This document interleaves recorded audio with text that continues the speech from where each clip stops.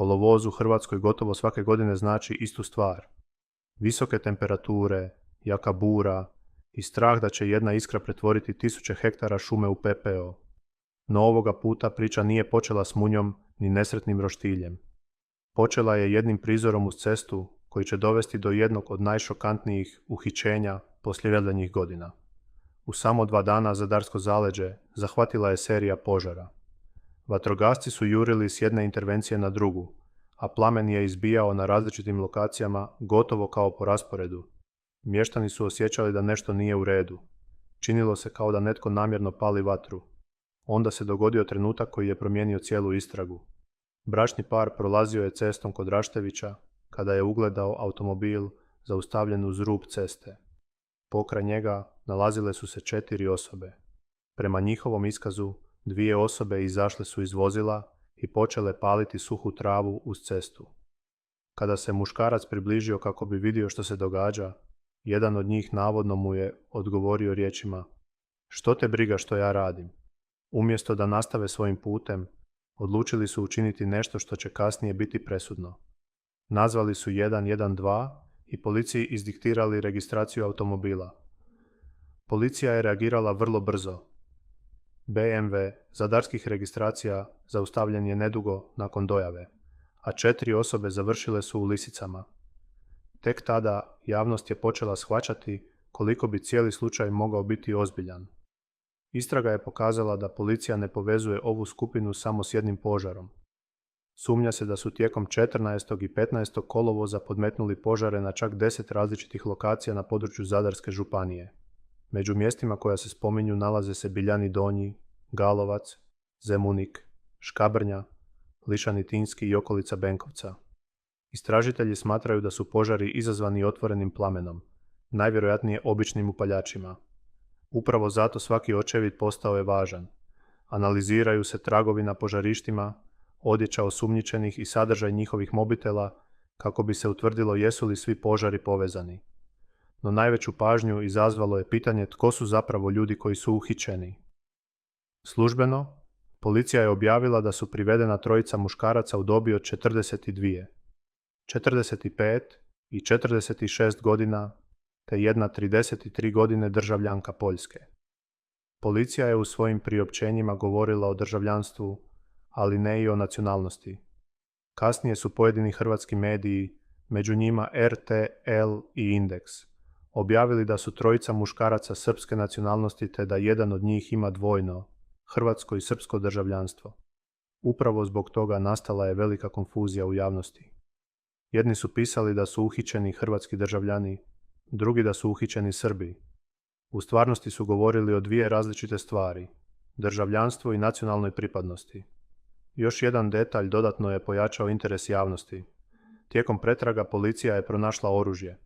Kod jednog osumnjičenika pronađena je poluautomatska puška s više desetaka komada streljiva, a kod drugoga pištolj. Važno je naglasiti da policija nije objavila da je to oružje korišteno pri podmetanju požara, nego je oduzeto tijekom kriminalističke istrage kao dokazni materijal. Nakon uhićenja svi su izvedeni pred suca istrage Županijskog suda u Zadru. Upravo ondje dogodio se trenutak koji je razjasnio jednu od najvećih nedoumica. Sudac istrage potvrdio je da su osumnjičenici priznali kako su palili suhu travu upaljačima. Drugim riječima, priznali su radnje koje su ih dovele pod sumnju za izazivanje požara. Međutim, sud nije rekao da su priznali odgovornost za svih 10 požara koji im se stavljaju na teret. To je ključna razlika. Za svaki od tih požara tek treba dokazati postoji li izravna veza između njih i mjesta na kojima je vatra izbila. Upravo zato forenzičari sada uspoređuju tragove s požarišta s ostalim dokazima koje je policija prikupila tijekom istrage. Sud je svim osumnjičenicima odredio jednomjesečni istražni zatvor. Razlozi nisu bili isti za sve. Kod većine je procijenjeno da postoji opasnost od ponavljanja kaznenog djela ili utjecaja na svjedoke, dok je kod jednog osumnjičenika kao razlog navedena i mogućnost bijega zbog dvojnog državljanstva. Sudac je pritom otkrio još jedan zanimljiv podatak. Prema informacijama iz postupka, 3 muškaraca u trenutku podmetanja požara bila su pod utjecajem alkohola. Za Poljakinju takva okolnost nije javno potvrđena. Kako je istraga napredovala, priča je dobila novu dimenziju. U javnosti se počela pojavljivati riječ koja je izazvala veliku pažnju. Terorizam. Brojni naslovi tvrdili su da se slučaj istražuje kao mogući teroristički čin. No što zapravo stoji iza toga? Prema informacijama iz Državnog odvjetništva, istražitelji provjeravaju postoje li elementi koji bi mogli upućivati na teže kazneno djelo, uključujući organiziranost i motive počinitelja. To ne znači da su osumnjičenici optuženi za terorizam. To znači da se ta mogućnost provjerava tijekom istrage. Za sada nijedan sud nije utvrdio da je riječ o terorističkom djelu, niti je takva optužnica javno potvrđena. Ovaj slučaj otvorio je i šire pitanje sigurnosti tijekom požarne sezone. Hrvatska svake godine ulaže goleme napore u gašenje požara. Na teren izlaze stotine vatrogasaca, koriste se kanaderi, helikopteri i druga skupa oprema. Kada postoji sumnja da netko namjerno izaziva požare, posljedice više nisu samo materijalna šteta. U pitanju su ljudski životi, kuće i cijeli ekosustavi. I upravo zato ovaj slučaj privlači toliku pozornost. 4 ljudi nalazi se pod istragom zbog niza požara koji su u samo 2 dana uznemirili cijelu Zadarsku županiju.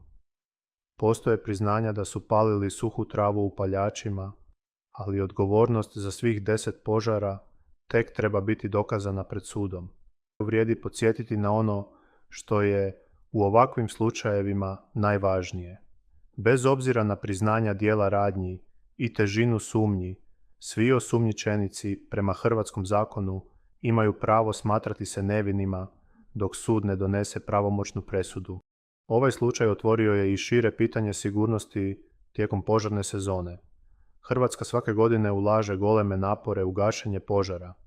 Na teren izlaze stotine vatrogasaca, koriste se kanaderi, helikopteri i druga skupa oprema.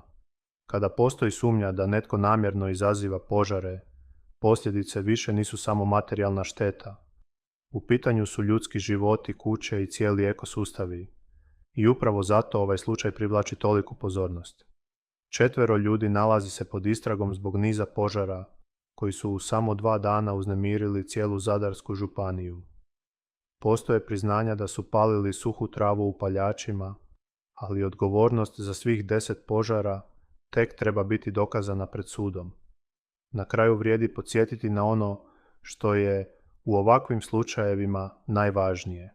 Bez obzira na priznanja dijela radnji i težinu sumnji, svi osumnjičenici prema hrvatskom zakonu imaju pravo smatrati se nevinima dok sud ne donese pravomoćnu presudu.